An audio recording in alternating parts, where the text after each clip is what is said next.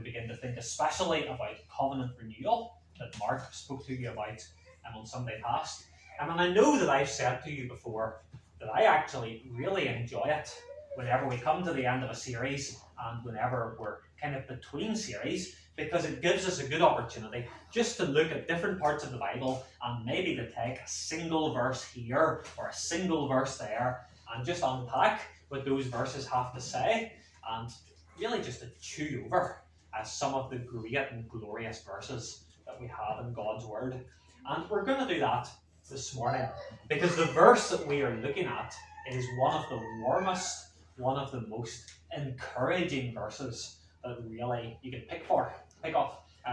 It's a verse that I suspect might come into some people's minds at this time of year. The nights are long, and here in Ireland we always have to remind each other of just how long the nights are, don't we? We draw the curtains, it seems, a little bit earlier every night. We need our car lights no matter where we're going. And sometimes at this time of year we get Christmas cards and we put them on our mantelpiece, and they have one of those verses that we read from Isaiah chapter 9. The people walking in darkness have seen a great light. And as we draw the curtains and as the nights are long and as it gets dark at this time of year, I think we can maybe appreciate that prophecy about Jesus a little bit more. Well, this morning we're not looking at that prophecy from Isaiah, but what we are doing is we're going forward hundreds of years into the future. We're going forward to when Jesus, the one who was actually promised in Isaiah, came into the earth. And what I want us to do is to look at Jesus' own words about how he brings light into the darkness. And we see those words in John chapter 8 and verse 12. I am the light of the world.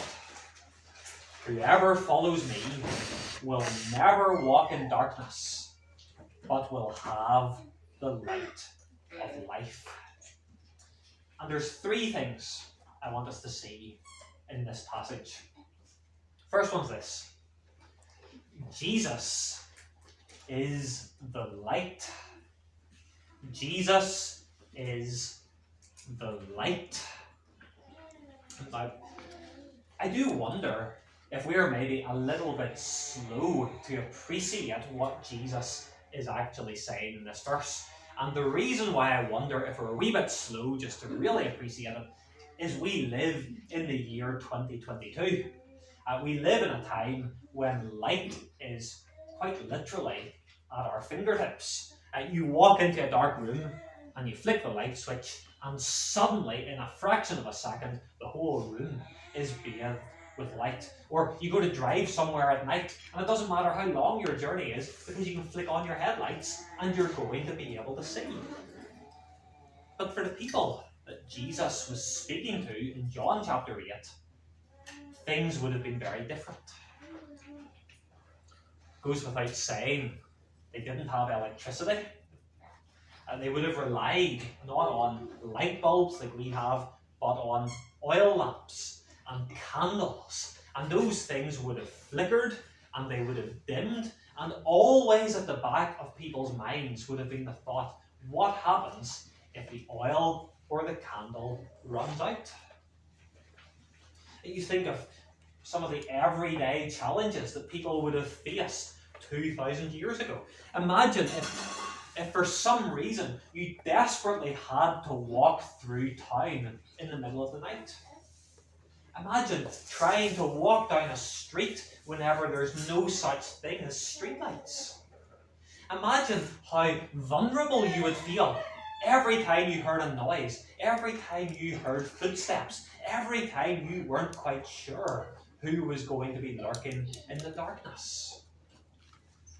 Imagine how terrified you would feel as you walked along the roads and you'd heard all sorts of stories about the gangs and the thieves who would operate at night, and they would jump people and they would rob them and they would leave them for dead. Even worse, imagine what it must have been like to be travelling maybe from one town to another. and you're making a long, slow journey, and you get held up. And imagine the stress and the fear of knowing that in a few hours' time, this sun is going to set, it's going to get dark, and if I don't hurry up, I'm going to be stranded on the highway between these two towns. Today, we speak about people being scared of the dark. And normally we sort of chuckle at that a bit, don't we? Normally we sort of think that that's a bit of a childish thing. That's something that you grew out of, being scared of the dark. But in those days, it was a rational thing. People had every reason to be afraid. Now, I'm glad that we live in a time when we have got the light at the tips of our fingers. And yet, isn't it fair to say that even here in Ireland in 2022, there are many people who spend their lives in darkness? You think, for example, everything that has happened over the past 2 years. We had the pandemic, first of all. 3 years now, 3 years. We've had the pandemic, first of all, and then we had the Russian invasion of Ukraine, and we've had the cost of living crisis. And you turn on the news, and it's nothing but doom and gloom being poured into our living rooms day after day. And you think of how many people have been watching the news religiously for all of that time, and as they've watched it, they've slipped further and further into the darkness. You think of how many people have gone online and they found either a social media site or a forum, and they've got sucked into discussions about everything that's been going on. And the more they've got sucked in, the more confused they've got, and the more lost they felt, and the more fearful they've become. And it's been like a darkness has descended. You look at the world around us. You speak to your colleagues. You speak to your neighbours. You speak to your family members. And what do they need? They need more light. I wonder, for some of you here this morning, is light the very thing that you need? Maybe this morning, it's not obvious from your face perhaps, but maybe this morning your world is full of darkness. Maybe it's dark because of regret. Life just hasn't worked out the way that you hoped it was going to work out. And it gets you down. Or maybe your darkness is because of guilt, or it's because of shame. You have got some awful, wretched skeleton in your closet, and it's always in your mind. Or maybe it's not something in the past. Maybe it's the way you're living your life right now, and you're ashamed of it. And all you can see is the gloom. Or maybe the problem for you isn't that you feel guilty, it's that you don't feel anything. You feel empty. Maybe with the pandemic, there's been all of this talk about how we need to stay safe, and you've had this nagging thought the whole way through it. Surely there must be more to life than simply staying safe and avoiding danger. But you can't quite find it. Whatever form the darkness is taking for you, here's the good news. Jesus is the light. Jesus is the one who smashes through the darkness. Jesus is the one who casts out our fear by coming alongside us and by giving us light. Jesus is the one who smashes through our emptiness because he infuses our lives with meaning and value and purpose. Jesus is the one who deals with our guilt by taking it upon himself and giving us clear clean hearts. Jesus is the one who does all of that, and without Jesus, there's nothing but gloom. Jesus says, I am the light of the world. Whoever follows me will never walk in darkness, but will have the light of life. If you're a Christian, you may have some dark paths that you need to walk down. You may have some difficult paths you need to travel. But Jesus promises you here, you will never have to walk those paths in the dark. Because Jesus is the light. So first thing we see, Jesus is the light. Second thing we see, Jesus is the light. Jesus is the light.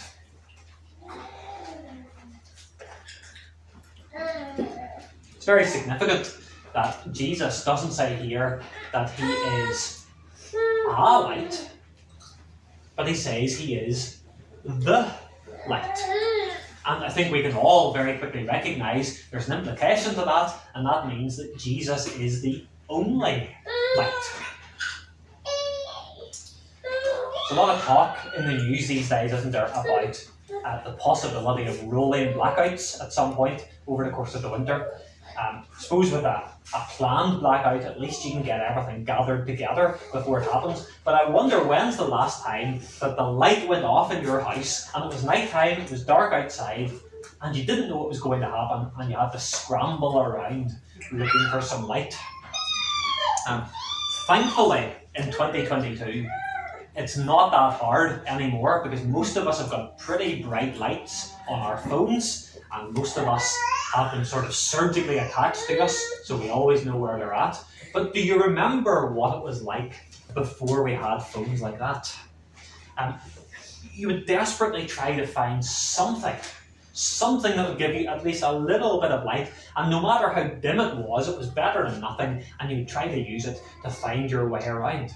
And I can remember older phones than what we have now, and they had the sort of the backlit screen, but it wasn't really all that bright, and you'd be sort of walking around like this here, looking for the edges of the furniture, trying not to trip up, and all you've got is this pathetic little screen, and it's barely more than would have lit up the hand in front of your face. Or maybe some of you know what it's like to find maybe an old torch in the drawer, and you haven't touched that torch since the last time the power went out, and the batteries are going, and you turn on the torch and it just sort of flickers and it gives this dim light, and it's not very much use. Or maybe you were organised and you knew exactly where to find the candles and the matches, and that's far better. It gave you a far better light, but of course a candle only lasts for so long.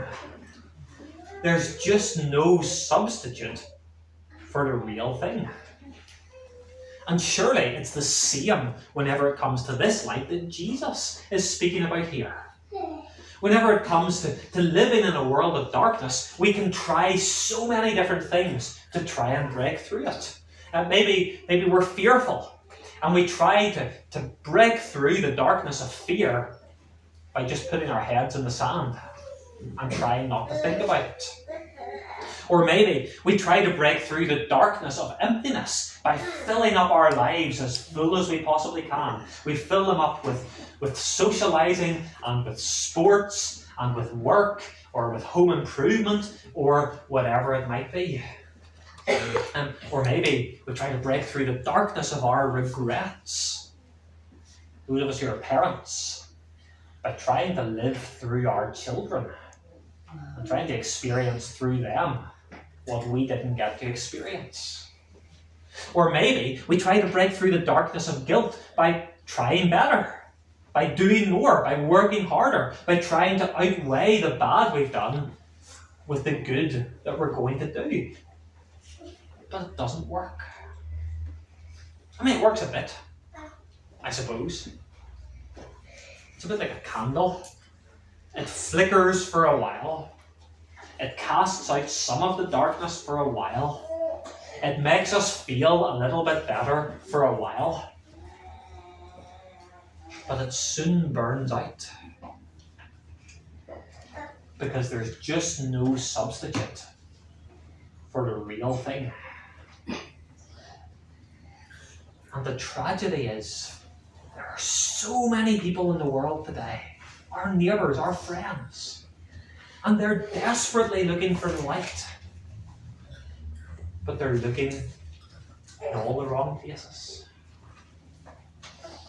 And you get people, and they're wandering around with these pathetic, dull phone screens, or these old torches with batteries that are rusted and corroded, and it's doing them no good. And the worst tragedy of all is it's not actually nighttime. It's simply that so many of our friends and our neighbours, they're walking around with their curtains closed. They have no idea that the blazing sun is right outside their window. And they're living in the darkness. And so one of the challenges of this passage is we're not to be content with tiny, pathetic, flickering phone screens. We're not to be satisfied with hobbies or distractions or putting our heads in the sand. We're to look to Jesus, the light, the only light that will possibly do. And we're to plead with God that He will give us opportunities to speak to our friends, to speak to our loved ones, to speak to our neighbours, and to tell them about the light that's there. Jesus is the light. So we've seen Jesus is the light, Jesus is the light. Thirdly, finally, Jesus is the light of the world. Jesus is the light of the world.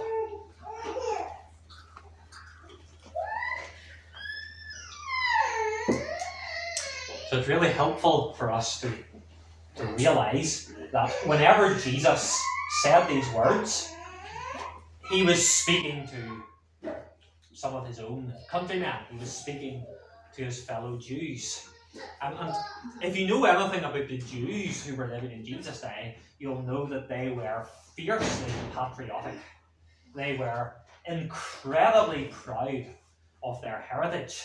And they had good reason for that, in fairness. They had the Old Testament, and they had many, many years of history of God's dealing with them through all the various things they had to face. But they were very, very proud of it. And the Jews would have seen themselves, quite rightly, as God's chosen people. And they would have seen everybody else as being less than that. The Jews, typically, they would have seen themselves as being worthy of God's light and worthy of God's blessing. They would have seen others as being outsiders. People who walked in the darkness, and that's just the way it should be. Now, they shouldn't have thought like that, as we saw in Psalm 100, but very often they did. So I want you to imagine, you're a Jewish man, a Jewish woman, you're listening to Jesus speak, and what does He say? I am the light of the world.